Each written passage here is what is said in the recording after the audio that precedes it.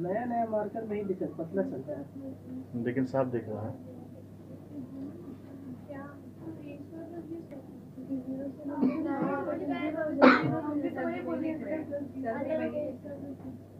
देखिए अगर आप सही बोलते ना तब बोलते हैं, गलत बोले तभी तुम बोलोगे। ये फॉर्मूला था, आपने जाना। हमने अभी क्या किया है, पुट किया थीटा को कितना 0। ऐसा कब हुआ? 90 डिग्री पे। अभी तो हम 0 ही बोल के ना उठे हैं। पैरेलल लाइंस, इसका मतलब ये एक दूसरे के क्या है, पैरेलल वेक्टर्स है। सही। अब बताइए क्या आएगा, रिजल्टेंट का magnitude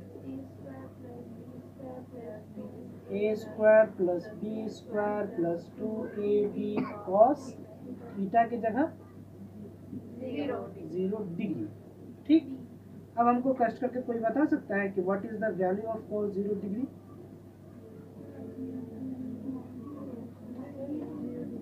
cos 0 degree, cos 0 degree ये वैल्यू होगा ना जी। cos जो होता है ना, cos क्या रेशियो होता है b और h का, तो 0 डिग्री पर ही रेशियो कितना होता है, सिर्फ 1 होता है।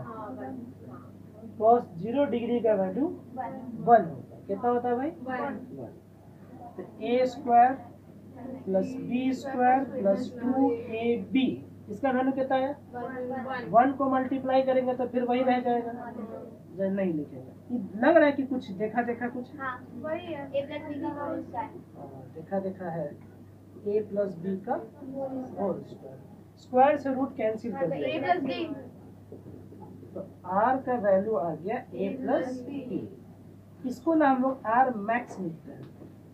r मैक्स का मतलब होता है मैक्सिमम रिजल्टेंट, मतलब रिजल्टेंट का वैल्यू इससे ज्यादा कभी नहीं रहेगा। अभी इतना समझिएगा, ये सब आप लोग बचपन से जानते हैं, एकदम बचपन जानते हैं सब चीज। ये मान लीजिए कोई चीज है ब्लॉक, एक आदमी 5 न्यूटन का फोर्स इधर लगा रहा है, दूसरा आदमी 10 न्यूटन का इधर फोर्स लगा रहा है उसी डायरेक्शन में, पैरेलल हुआ कि नहीं?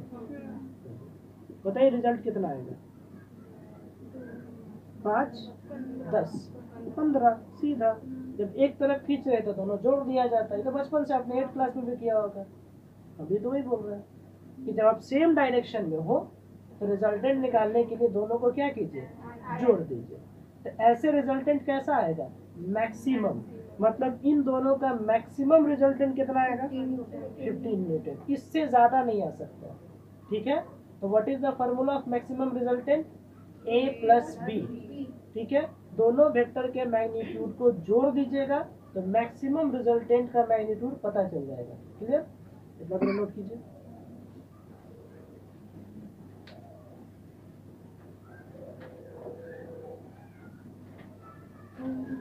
पानी है नहीं,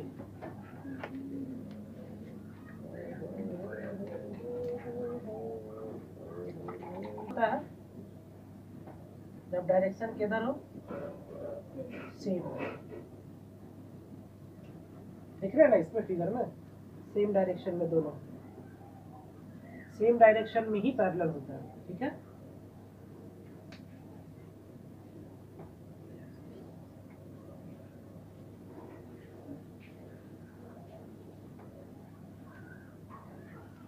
क्यों दिया रहेगा, कहेगा कि बताओ मैक्सिमम मैग्नीट्यूड कितना आएगा, तो क्या कीजिएगा, दोनों को ऐड कर दीजिएगा। अच्छा, अगर एंगल 180 डिग्री होता तो पहले ये बताना कि होता कैसे, कब पॉसिबल था 180 डिग्री? दो वेक्टर है ना, उसका अपोजिट इधर कर देंगे। ये देखिए स्ट्रेट लाइन 180 डिग्री होता है। ठीक है, तो जब अपोजिट डायरेक्शन में दो वेक्टर्स होंगे, एकदम अपोजिट डायरेक्शन में, तब उन दोनों के बीच कितना एंगल बनेगा, 180 डिग्री का। इसे हम लोग एंटी पैरेलल वेक्टर कहते हैं। तो लगा दीजिए एंटी पैरेलल वेक्टर्स। जब डेफिनेशन पूछता है कि व्हाट इज पैरेलल वेक्टर, तो कहिएगा कि दो वेक्टर जिसके बीच का एंगल 0 डिग्री होता है उसे पैरेलल वेक्टर कहते हैं, और दो वेक्टर जिसके बीच का एंगल 180 डिग्री होता है उसे एंटी पैरेलल वेक्टर कहते हैं। और एंटी पैरेलल वेक्टर कैसे डायरेक्शन में होगा? एक दूसरे के अपोजिट डायरेक्शन में होगा। अब पैरेलल वेक्टर है तो सेम डायरेक्शन में होगा। ठीक है, चलिए अब पुट करते हैं फिर से। फॉर्मूला तो वही रहेगा, अब सिर्फ थीटा चेंज होगा। 0 डिग्री की जगह कितना आ जाएगा? 180 डिग्री। cos 180 तो किसी को नहीं याद होगा, तो सुने भी नहीं होंगे आप लोग। रख लीजिए, सब याद होना चाहिए। cos 180 डिग्री का वैल्यू होता है -1। कितना होता है? -1। ये सब प्रूफ हो जाएगा। मैथ्स जब पढ़िएगा, मैथ तो आप लोगों को पता ही नहीं है ना, करेंगे किसी दिन हम ही करेंगे सब प्रूफ। ठीक है, ये सब सीखना छोटा छोटा चीज़ बहुत जरूरी है। अगर आपका मैथ्स पर कमांड नहीं होगा ना तो फिर फिजिक्स समझने में बहुत दिक्कत होगी। तो मैथ्स पे एकदम कमांड रखना है। ये है 180 डिग्री कॉस का -1, सही है ना? तो -1 को इससे गुना करेंगे तो ये माइनस हो जाएगा। नहीं समझे? नहीं समझा देते हैं। दिस इज -1, -1 को प्लस से गुना करेंगे तो प्लस इंटू माइनस क्या हो जाएगा? -1 से गुना करें तो 2ab ही रह जाएगा। अब समझ में आ गया? अब बताइए फॉर्मूला फिर से बना, a माइनस बी का होल स्क्वायर, फिर रूट हटेगा तो ये क्या आएगा? a minus. एक्चुअल में यह मॉडुलस होता है लेकिन अभी उसमें चर्चा नहीं करेंगे, बस अब a माइनस बी लिखिए। इसको कहते हैं मिनिमम रिजल्टेंट। कम से कम क्या आएगा? a minus B. ज्यादा से ज्यादा क्या आएगा? a plus B.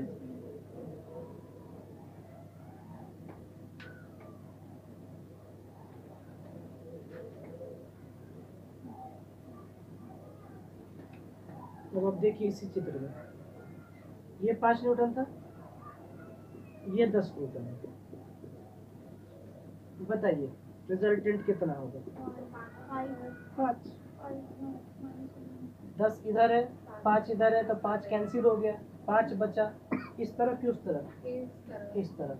तो ऑब्जेक्ट किधर मूव करेगा? इस तरफ मूव करेगा। कितने न्यूटन से? 5 न्यूटन के फोर्स से। समझ रहे हैं बात? तो यहाँ क्या किया? घटा दिया हम लोग। तो मैक्सिमम रिजल्टेंट निकालना हो तो जोड़ते हैं। ऐसा कब होता है? जब वो सेम डायरेक्शन में हो दोनों चीज। ठीक, मिनिमम रिजल्टेंट निकालना है तो बड़ा वाले में से छोटा वाले को घटा देते हैं, मतलब डिफरेंस करते हैं। ठीक, ऐसा कब करते हैं? जब वो अपोजिट डायरेक्शन में होता है। क्लियर है? चलिए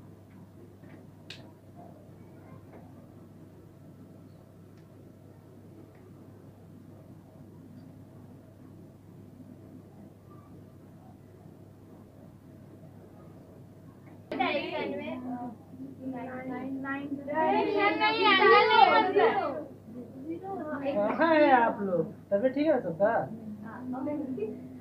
सेम डायरेक्शन में कितना एंगल बनता है? 0 डिग्री।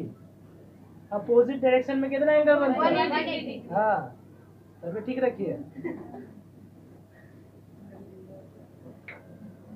चलिए एक स्पेशल केस।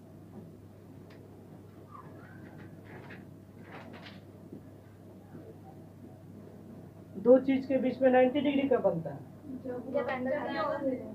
हाँ, क्या हो तो क्या एक दूसरे पर क्या हो? परपेंडिकुलर। क्या हो? परपेंडिकुलर। मतलब 2 परपेंडिकुलर वेक्टर्स है। परपेंडिकुलर। ठीक, चलिए परपेंडिकुलर वेक्टर्स है तो क्या आएगा? थीटा की जगह 90 डिग्री। अब बताइए cos 90 डिग्री कितना होता है? अब बताइए क्या था? Pythagoras theorem. ये आपका A, ये आपका B, तो ये आया रिजल्टेंट R, A, B, और बचपन से पढ़े हुए R बराबर √a² + b²। मतलब पाइथागोरस थ्योरम इस तरीके से भी आप प्रूव कर सकते हैं। समझे? मतलब जो आप ये पढ़े ना एक्चुअल में ये एक जनरल फॉर्म था सब एंगल के लिए। पाइथागोरस थ्योरम है सिर्फ 90 डिग्री के लिए। समझ रहे हैं कुछ बात? नहीं समझे? एक बार हम बता देते हैं। ये जो आप पढ़े हैं ना कि जैसे ये एक ट्रायंगल का 2 साइड है, जैसे इसको समझते हैं, ये 3 है, ये 4 है, 90 पे तो आप तुरंत बता देते हैं 5 पाइथागोरस से। क्योंकि 90 था तब, लेकिन यहाँ 90 नहीं है। ये पता है, ये पता और ये बताना, तो फिर कैसे पता चलेगा? पाइथागोरस से नहीं पता चलेगा, फिर ये जनरल इससे पता चलेगा। पता करेंगे यहाँ कितना एंगल बनाया है, इस एंगल को यहाँ पुट कर देंगे तो हमको ये भी पता चल जाएगा। समझ रहे? मतलब ये एक तरह का ज्योमेट्री है, छोटा मोटा ज्योमेट्री, समझते हैं? मतलब आपको अगर दो साइड्स पते हैं किसी ट्रायंगल के और उसके बीच का एंगल बताए तो आप तीसरा साइड निकाल सकते हैं। समझे? अगर आप किसी भी ट्रायंगल का दो साइड जानते हैं और उस दोनों के बीच का एंगल जानते हैं तो आप तीसरा साइड निकाल सकते हैं इस फार्मूला की मदद से। उतना अभी दिमाग मत लगाइए, अब इतना याद कर लीजिए कि रिजल्टेंट वेक्टर का फार्मूला यहाँ क्या होता है, मैग्नीट्यूड का root under A square plus B square plus 2ab cos theta. Resultant maximum कब हो जाता है? जब दोनों वेक्टर सेम डायरेक्शन में होता है और किसके बराबर होता है? a प्लस बी के। रिजल्टेंट मिनिमम कब हो जाता है? जब वो दोनों अपोजिट डायरेक्शन में होता है, ठीक? और वो किसके बराबर हो जाता है? a माइनस बी के। एंगल उस समय 180 डिग्री का बनता है। क्लियर है? सेम डायरेक्शन में रहेंगे तो कितना एंगल बनेगा? 0 डिग्री। अपोजिट डायरेक्शन में रहेंगे तो एंगल कितना बनेगा? 180 डिग्री।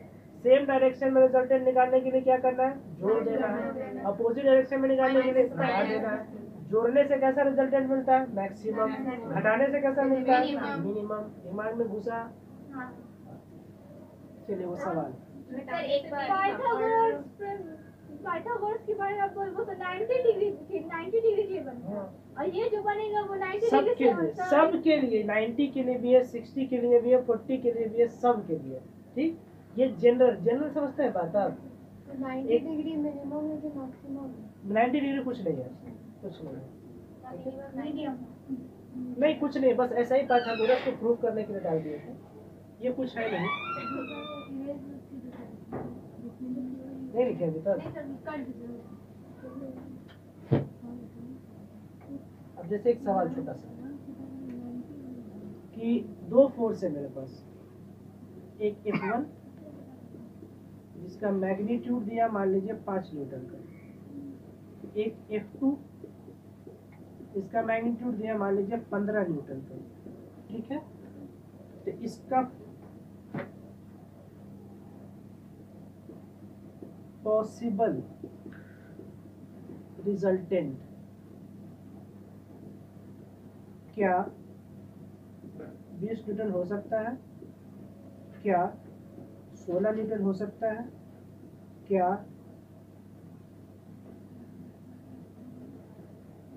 24 न्यूटन हो सकता है?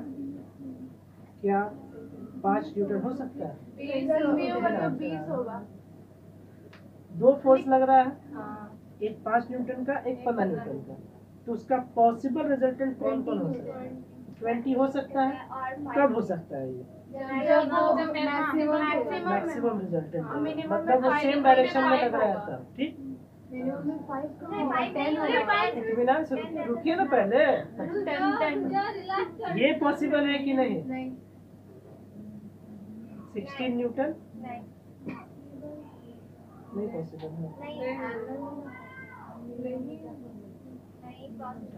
पॉसिबल की यहाँ बात हो रही है, पॉसिबल है या नहीं?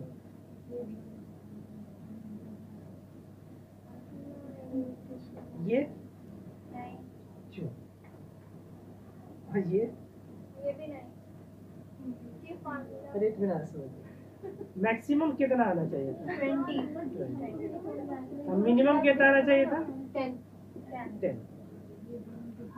तो मिनिमम आपके पास लोग है, मैक्सिमम है, तो बीच वाला को छोड़ दीजिएगा। तो बीच वाला भी तो पॉसिबल है उसमें। 10 से लेकर 20 तक में जितना है सब पॉसिबल है। ये भी पॉसिबल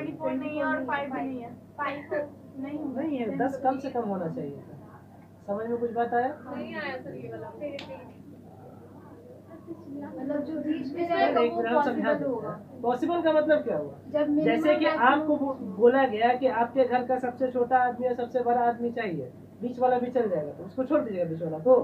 पॉसिबल का मतलब सब ना आ गया उसके अंदर, लेकिन उससे छोटा को नहीं ले जाना, उससे बड़ा को नहीं ले जाना। समझ में आया? तो दो फोर्स आप जब लगा रहे किसी चीज पर, तो उसका मैक्सिमम फोर्स कितना मिलेगा आपको? 20 इस वाले केस में, और मिनिमम कितना मिलेगा? 10। तो क्या 11 न्यूटन नहीं आएगा रिजल्ट पे? आएगा। 12 आएगा, 13 भी आएगा, 14 भी आएगा, 15 भी आएगा, 16 भी आएगा, 10 से लेकर 20 तक का सब रिजल्टेंट आएगा इसके बीच में। क्यों? क्योंकि ये केस कब हुआ? अपोजिट डायरेक्शन में, ऐसे लगा तब। ये कब हुआ? सेम डायरेक्शन में। जरूरी है कि बस यही दो डायरेक्शन हो, बीच में एंगल नहीं बना सकता था? जैसे ही एंगल बनाएगा फिर कुछ और रिजल्टेंट आएगा, हर एंगल पे रिजल्टेंट अलग अलग आएगा। लेकिन ये कंफर्म है कि रिजल्टेंट जो भी आया होगा वो 10 से ज्यादा आएगा और 20 से कम आएगा। तो ये रिजल्टेंट का रेंज हो गया। रेंज समझते हैं? हाँ, हिंदी में औकात कहते हैं इसको। तो रिजल्टेंट का औकात है 10 से लेकर 20 तक इस वाले केस में। मतलब रिजल्टेंट का जो औकात है वो है a-b से a+b तक। तो कम से कम a-b आएगा, ज्यादा से ज्यादा a+b आएगा, उसके बीच का सब आएगा। समझ रहे हैं बात? अब एक समझाइए हमको। जैसे a का मैग्नीट्यूड है मान लीजिए 8 और b का मैग्नीट्यूड है मान लीजिए 12, तो अब रिजल्टेंट का मैग्नीट्यूड हम लिख रहे हैं, ठीक है? अब आप बताइएगा कि हम कौन कौन सही लिखे हैं, कौन कौन गलत लिखे हैं। हम लिख रहे हैं कि 11 आया है मेरा, हम लिख रहे हैं कि 5 आया है मेरा, हम लिख रहे हैं कि 0 आया है,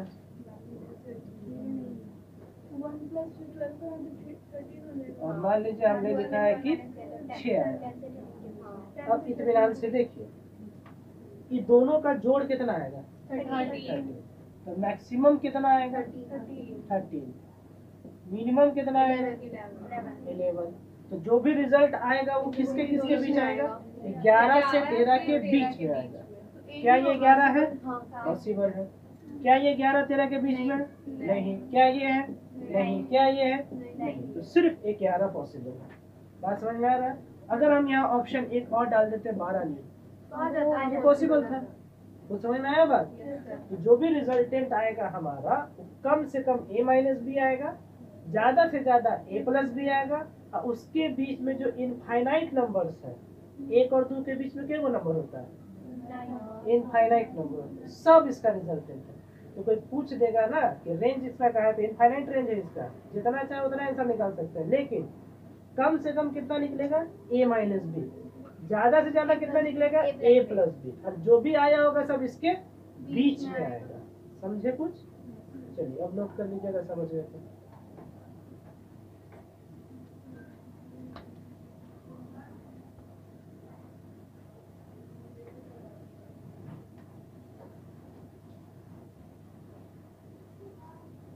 बराबर 18 लिखे। देखिएगा सवाल है, इफ P और Q कोई दो वेक्टर है, इसका वेक्टर सम करने से R वेक्टर आ गया, ठीक? P + Q किया तो R आ गया, तो R क्या? रिजल्टेंट, ठीक? और P और Q दो कोई अलग अलग वेक्टर, दोनों के बीच में कुछ एंगल होगा, ठीक है? एंड P² + Q² = R², ये गिवन है, दिया हुआ, कैसा कुछ हो रहा है, ठीक? फिर कहेगा कि फाइंड कीजिए the angle between P and Q। तो P और Q के बीच में जो एंगल बना है वो कितना बना है, ये आपसे पूछ रहा है, ठीक? हम इत्मीनान से देखिएगा, बहुत इजी सवाल होता है सब। तो आपको पहले क्या बोला? आपको पहले कहा कि R किसके बराबर है? P + Q के, ठीक है? चलो भैया सही है। दोनों तरफ आप अपने मन से मॉडुलस लगा दीजिए। एंगल निकालने वाला हमेशा ही कीजिएगा, फायदा करेगा आपको। लगा दिए। R के मॉडुलस को सिंपली R लिखा जाता है, बता चुके हैं हम। इसको बताइए क्या लिखेंगे?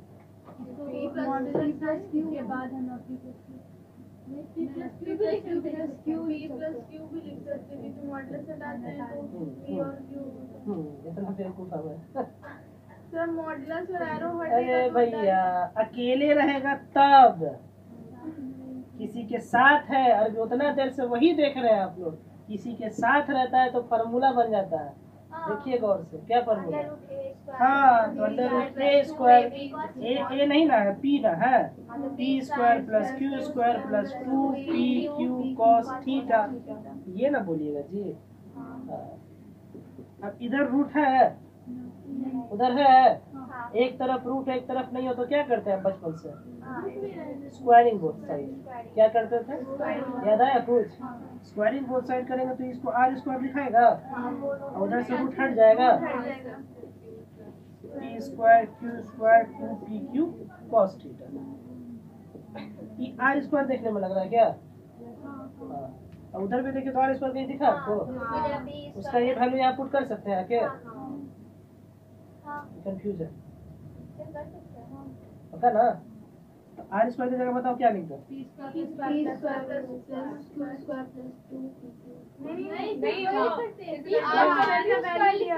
हो गया। अब बचा क्या है इधर? रुक जाइए, ठीक।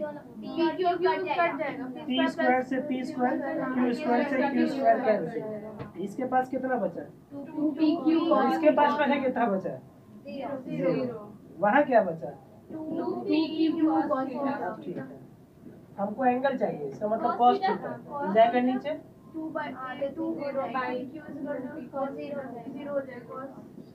cos थीटा 0 हो गया। कब ऐसा होगा? अब आप लोग सही जा रहे हैं। चलिए उतारिए, दिमाग एकदम ठंडा रखिए और इत्मीनान से बनेगा, सब बनेगा।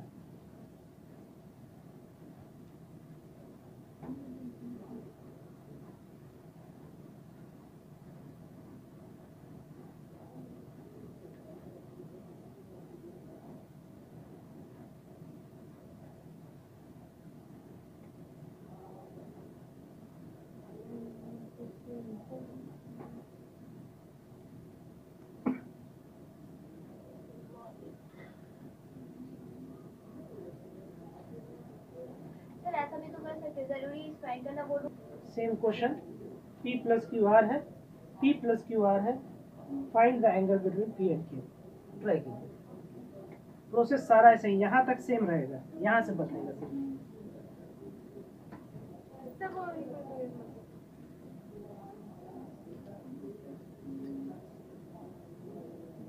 थोड़ा सा स्पीड अपना बढ़ाइए आप लोग। क्वेश्चन है कि if P plus Q equal to R in vector form and P plus Q R in scalar form, तब बताइए P और Q के बीच में कितना एंगल बना होगा। सेम प्रोसेस है, जब भी ई देगा ना R बराबर P प्लस क्यू, आपको शुरुआत यहीं से करना है, अपने मन से दो मॉडल्स लगा देना, ठीक।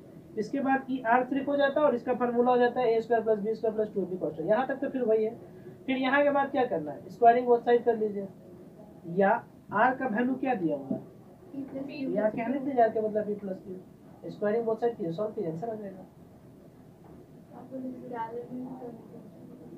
आर का वैल्यू है ना, तो आर का वैल्यू आप रखिए ना यहाँ पर लाकर, जो गिवन वैल्यू उसको पुट करने आता है ना, बस वैल्यू पुट कीजिए, अपने आप आंसर आएगा। उत्तर के तो देखिए, क्या नहीं समझ में आ रहा है? क्या बोले करने के लिए? कुछ नहीं बोले हैं भैया, ये आर का वैल्यू है, उसको बोले यहाँ ला के रखिए और इसको सॉल्व कीजिए और थीटा निकाल के बताइए कितना आएगा। और क्या बोल रहा होता है, आर का वैल्यू पुट कीजिए, सॉल्व कीजिए और थीटा निकाल के बताइए कितना आएगा।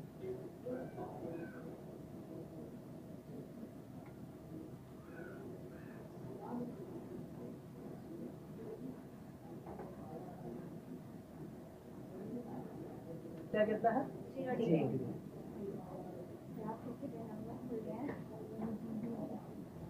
सब याद हो जाएगा, एक दिन डंडा चलेगा ना, सब याद हो जाएगा।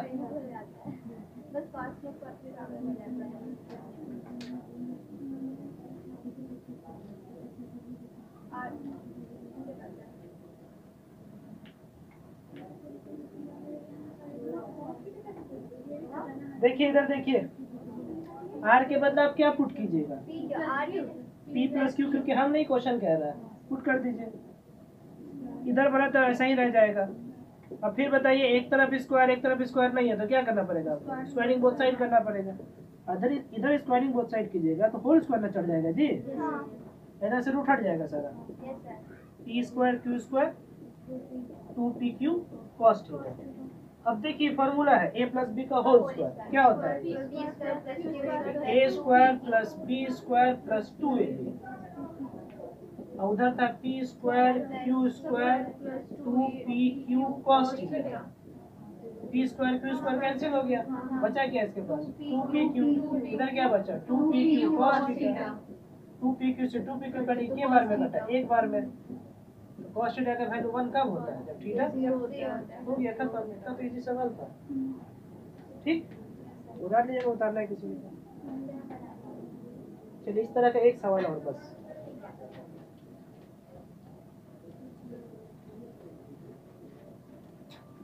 अगर इफ f1 का मॉडुलस f2 का मॉड्यूलस और f3 का मॉडुलस सेम है, इसको लैंग्वेज में ऐसे लिखेगा, इफ द मैग्नीट्यूड, मॉडुलस मतलब magnitude, if the magnitude of three forces are equal, तीन फोर्स है, तीनों का मैग्नीट्यूड क्या है, सेम है। तो अंग्रेजी में इसको लिख ही दीजिए, तो क्वेश्चन लिखिए, if the magnitude of three forces, if the magnitude of three forces are equal, if the magnitude, लिख दे,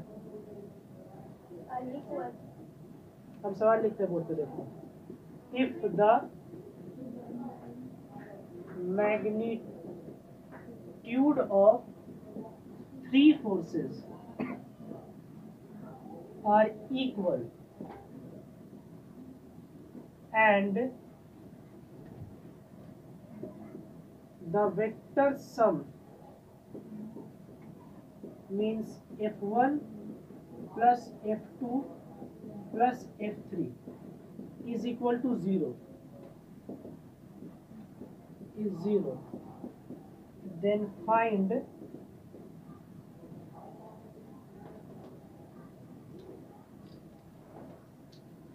angle between any two forces, किसी भी दो फोर्स के बीच का एंगल बताइए। पहले क्वेश्चन समझा देते हैं अच्छे से, देखिए कितना फोर्स है, तीन, तीनों फोर्स का क्या इक्वल दिया है, मैग्नीट्यूड। पहले इक्वल क्या है उसको पढ़िए ना, if the magnitude of three forces are equal, तो गिवन है आपके पास पहला फोर्स का मैग्नीट्यूड, मैग्नीट्यूड मीन्स मॉडुलस, दूसरे फोर्स का मैग्नीट्यूड और तीसरे फोर्स का मैग्नीट्यूड, ये तीनों इक्वल है। तो मान लेते हैं तीनों इक्वल हो के एक्स आ गया, बोले तो कुछ भी बन सकता है, हमने मान लिया कि एक्स आ गया। ठीक, मतलब क्या हुआ कि जैसे ये ब्लॉक था, ये ब्लॉक पे एक फोर्स इधर, एक फोर्स इधर और एक फोर्स इधर लग रहा है, तीनों इक्वल फोर्स लग रहा है। मतलब अगर ये 5 न्यूटन लगाया, ये भी 5 न्यूटन लगा रहा है, ये भी 5 न्यूटन लगा रहा है, समझे, 3 इक्वल फोर्सेस है। ठीक, अब जैसे एंगल बना ना यहाँ पे, ये एंगल पूछ रहा है, ये एंगल बना ना, यही पूछ रहा है, ये एंगल बना ना, यही पूछ रहा है कि किसी भी दो के बीच का एंगल, क्योंकि इक्वल लगा तो इक्वल एंगल बन रहा होगा, किसी भी दो के बीच का एंगल बताइए कितना आएगा। और एक कंडीशन और दिया है, तीनों का वेक्टर सम कितना आ रहा है, 0 आ रहा है। ये दिया हुआ है कि f1 f2 और f3 तीनों को जोड़ते हैं तो कितना आता है, 0 आता है। किसी भी दो के बीच का वेक्टर चाहिए आपको, सॉरी एंगल चाहिए, तो या तो आप f1 f2 ले लीजिए, या आप f2 f3 ले लीजिए साथ में, या f1 f3 ले लीजिए साथ, आपकी मर्जी। तो जैसे हम f1 और f2 को एक साथ ले लिए, तो f3 उधर चला जाएगा माइनस में। ठीक है, क्या निकालना है, एंगल। अब जब भी दो वेक्टर का सम तीसरे के बराबर एंगल वाला सवाल है, तो आपको अपने मन से मॉडुलस लगाना होता है। अभी हम बताए थे थोड़ी देर पहले, तो आप क्या लगा देंगे, दोनों तरफ मॉडुलस, f1 और f2 के बीच में लगा दिए मॉडुलस, यहाँ भी लग गया f3 का क्या, मॉडुलस। कोई दिक्कत यहाँ तक नहीं। अभी फार्मूला बन गया, कौन फार्मूला हो गया, रूट अंडर ए का काम f1 कर रहा है, f1 square f2 square f1 f2 cos theta, यही ना होगा। और cos थीटा मतलब थीटा F1 F2 के बीच का एंगल हो जाएगा, सही है। F3 का मॉडुलस, तो माइनस का मॉडुलस प्लस हो जाता है। F3 का मॉडुलस को सिर्फ F3 लिख सकते हैं चाहे तो। चलिए, अब F1 मतलब F1 का मॉडुलस, F1 का मॉडुलस किसके बराबर है? तो इसको लिख सकते हैं एक्स स्क्वायर, इसको भी लिख सकते हैं एक्स स्क्वायर प्लस 2, इसका मान x, इसका value x into cos theta. ये भी तो x है, सब इक्वल है, F1 F2 F3 सब इक्वल है। सॉल्व किया इसको, x square 2 into x into x, x square, ये इसके साथ कॉस थीटा भी है, और यहाँ सिर्फ एक्स, स्क्वायरिंग बोथ साइड कर दीजिए, 2x स्क्वायर कॉस थीटा, ये कितना हो जाएगा? एक्स स्क्वायर हो जाएगा। ये 2x स्क्वायर को उधर भेज दीजिए, 2x स्क्वायर कॉस थीटा, ये हो गया x square minus 2x square. ठीक, तो जगह बचा नहीं, तो इतना नोट कर लीजिए। सर आप माइनस F3 को वहाँ पर सिर्फ F3 क्यों लिखे वो थोड़ा बताइए। मॉडुलस में कोई भी चीज माइनस से प्लस बन जाता है, -2 का मॉडुलस +2 होता है। ठीक, मॉडुलस किसी भी चीज को प्लस में बदल देता है।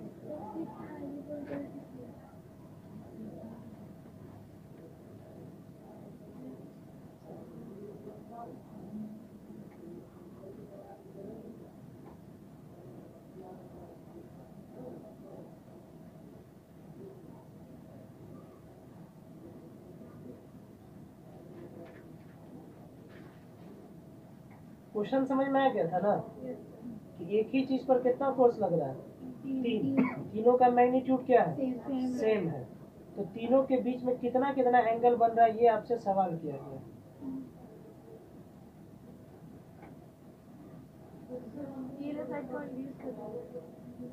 ये वाला कर देंगे, ऐसे आप ही लोग सॉल्व करके बताइए ना क्या आएगा रिजल्ट।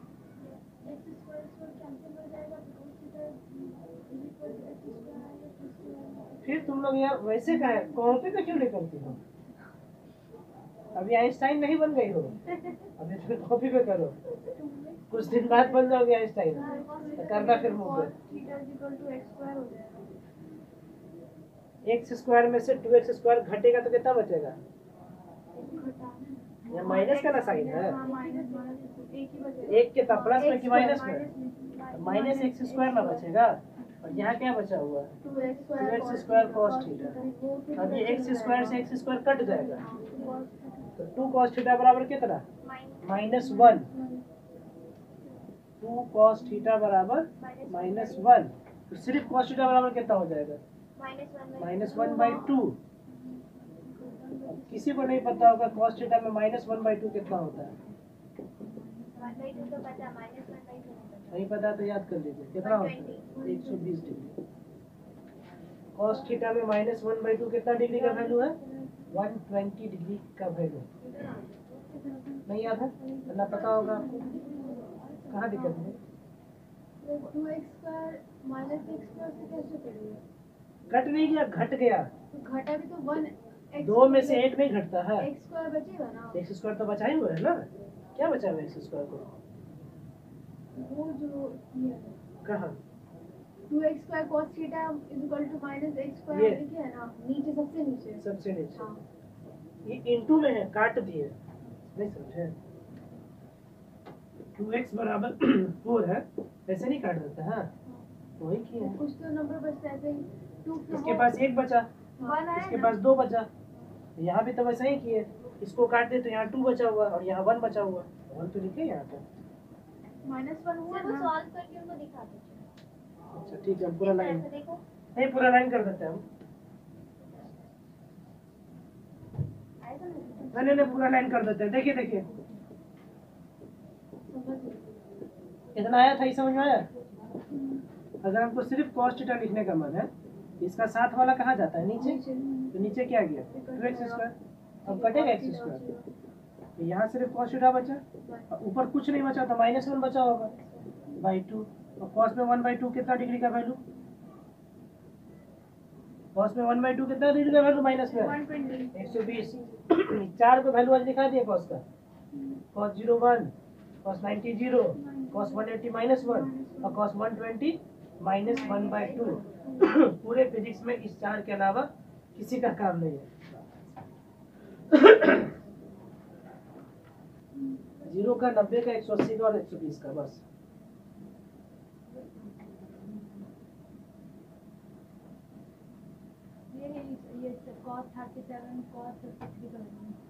ये नहीं याद करना है का है, क्योंकि जब ई क्वेश्चन देगा ना 37 और 53 वाला, तो बगल में वैल्यू क्वेश्चन में लिख के देगा। तू जानता है कि किसी को याद नहीं रहता है, ऐसे आप याद करिए 3/5 और 4/5 होता है ये, ठीक है? अरे बताएंगे का है, आप घबराते हैं, सब चीज बताएंगे, जैसे जैसे जरूरत महसूस होगा सब बताया जाएगा, ठीक है? पूरा सिलेबस पढ़ाया जाएगा, सिलेबस के बाद का चीजें बताया जाएगा, बस पेशेंस रख के पढ़िए, और जितना पढ़ा रहे ना उतना पे पहले कमांड कीजिए, एकदम कमांड, ठीक है? समुंदर को देखना नहीं, उसमें घुस के तैरना है, देखने से थोड़े होता है। तैरना सीखे तो सीख रहे हैं ना, तैरना ही तो सीख रहे हैं अभी, ठीक है? क्लियर? अच्छा, एक्चुअल में अगर इसको हम ग्राफिकली देखते तो कैसे बन रहा होता, देखिए बहुत, ग्राफिकली ये ऐसे हो रहा होता,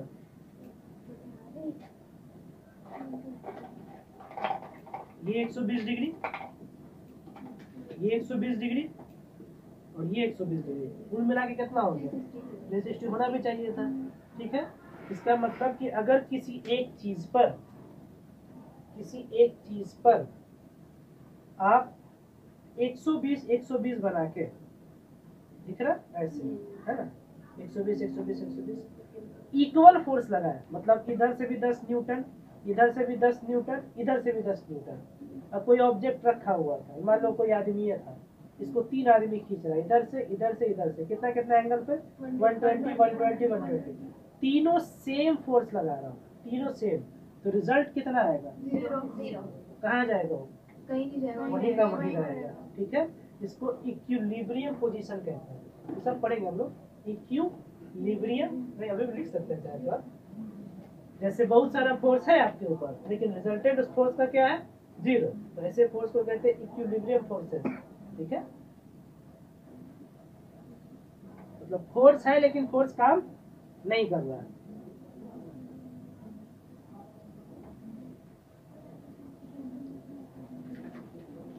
चलिए ट्राई कीजिएगा, इफ सवाल लिखते जाइए साथ में, A and B are in same magnitude,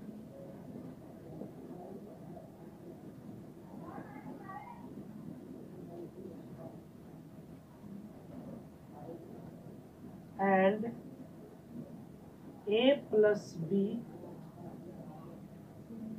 नहीं, magnitude of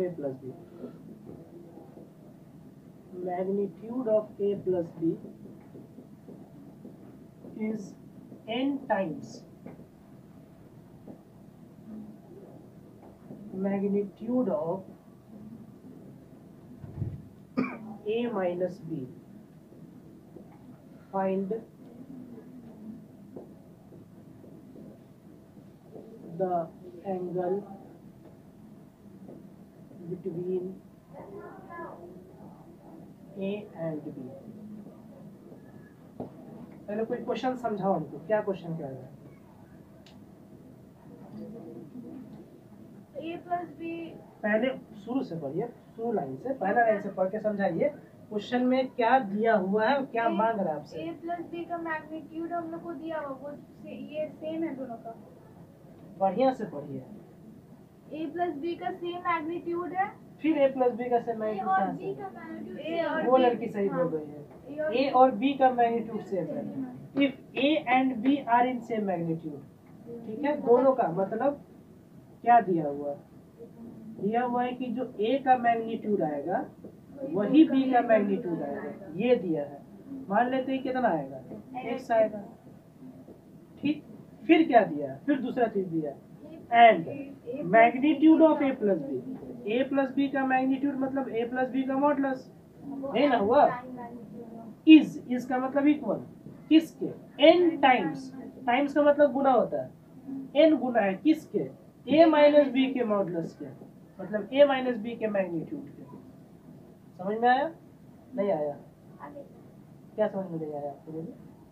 मतलब आप a प्लस ई लाइन समझ में आया, हाँ चलिए इसको बोलिए, फिर यहाँ से पढ़िए, एंड के बाद से magnitude of A plus B. तो ए प्लस बी का मैग्नीट्यूड मतलब, मैग्नीट्यूड का मतलब वेक्टर में क्या होता है, मॉडुलस।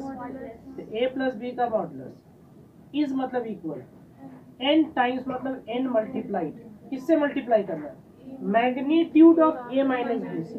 ए माइनस बी का क्या हो जाएगा, मॉडुलस, ये दिया हुआ है, ठीक।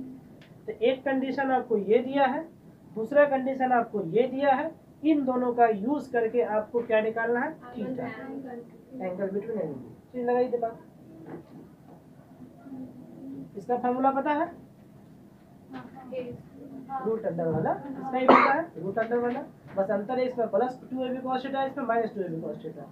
उसके बाद अपना बुद्धि लगाइए, फिर थीटा निकाल के दिखाइए हमको। चलिए कष्ट कीजिए थोड़ा, ये तो सबने किया होगा, थीटा 90 डिग्री नहीं आएगा, थीटा 90 डिग्री नहीं आएगा, थीटा 0 भी नहीं आएगा। देखिए ना इधर देखिए, ऐसा किया आपने, हाँ बराबर लिखा, एन लिखा, हाँ इसको लिखे,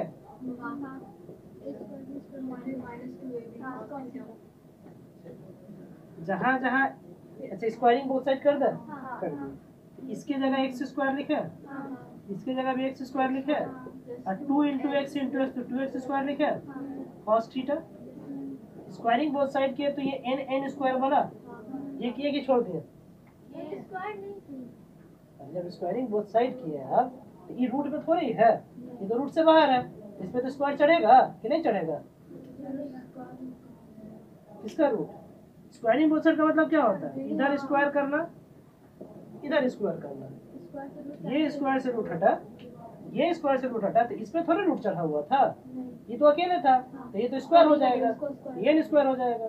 ये गलती तो कर रहे होंगे आप लोग, ठीक, हाँ तो हम जान रहे हैं। फिर ये एक्स स्क्वायर, फिर ये एक्स स्क्वायर, फिर माइनस 2 इंटू एक्स। ऐसा सिर्फ इसलिए होता है ना कि आप लोग बेसिक से थोड़ा है ना दूर है, बेसिक थोड़ा कमजोर कर चुके हैं आप लोग अपना, ठीक है। बेसिक पे ज्यादा काम कीजिए, बेसिक सही हो जाए आपका। चलिए अब इसको थोड़ा सॉल्व करते हैं, क्वेश्चन तो लिख ले सब कोई ना, ये हटा देते हैं। अब इधर कितना आ गया देखिए बस, 2x square plus 2x square cos theta, उधर आइए 2x स्क्वायर n स्क्वायर के साथ गुना करेगा, दिख रहा है, तो ये लिखाएगा 2x स्क्वायर n स्क्वायर, ठीक। और फिर ये n स्क्वायर इधर भी गुना करेगा, ये लिखाएगा 2x square n square cos theta. अभी cos थीटा है, इसको इधर बुला के लाइए, पहले से यहाँ क्या था 2x स्क्वायर cos थीटा, उधर से जिसको बुला के ला रहे वो कौन है, 2x square n square cos theta, minus था तो प्लस हो जाएगा, इसको ऐसे ही छोड़ दीजिए, इसको उधर भेज दीजिए। अब देखिए इसमें कुछ कॉमन है, 2x स्क्वायर cos थीटा, ये पूरा कॉमन है, तो ये पूरा गया तो 1 प्लस यहाँ बचा n स्क्वायर, इसमें कुछ कॉमन है 2x स्क्वायर, यहाँ बचा n स्क्वायर और माइनस में 1, 2x स्क्वायर काट दिया, तो दिक्कत, हमको क्या चाहिए था थीटा, तो cos थीटा का वो लिखेगा तो ये कहाँ भागेगा, नीचे, ऊपर में क्या था नीचे गया n स्क्वायर प्लस 1 लिख देता खूबसूरती के लिए। आप चाहे तो यहीं छोड़ दीजिए, क्योंकि आपको ये पता नहीं कितना डिग्री का वैल्यू होता है, पता है आपको नहीं, तो आप चाहे तो यहीं छोड़ दीजिए। या कुछ लोग क्या करते हैं कि थीटा लिखते हैं और कॉस को उधर भेजते हैं, ये कॉस उधर जाके कॉस इनवर्स बन जाता है, ऐसे कॉस पे पावर -1 लिखते हैं, लेकिन उसको -1 नहीं होता, इसको इनवर्स करना है, ठीक है। और एंगल के लिए इधर नंबर कौन बचा हुआ था, n स्क्वायर -1 बटे n स्क्वायर प्लस 1, कुछ बुक में यहाँ छोड़ता है, कुछ में यहीं छोड़ देता है, तो आप जहाँ छोड़ना चाहे छोड़ सकते हैं। समझ में आया? नहीं आया? आया? चलिए जाके इसका प्रैक्टिस कीजिए 4-5 बार। अभी तक लगभग 2 दिन में हम आपको 4 से 5 क्वेश्चन ऐसा करवा चुके हैं जो नीट में आया है। यही सवाल 2019 के मेंस में आया था, आईआईटी मेंस में।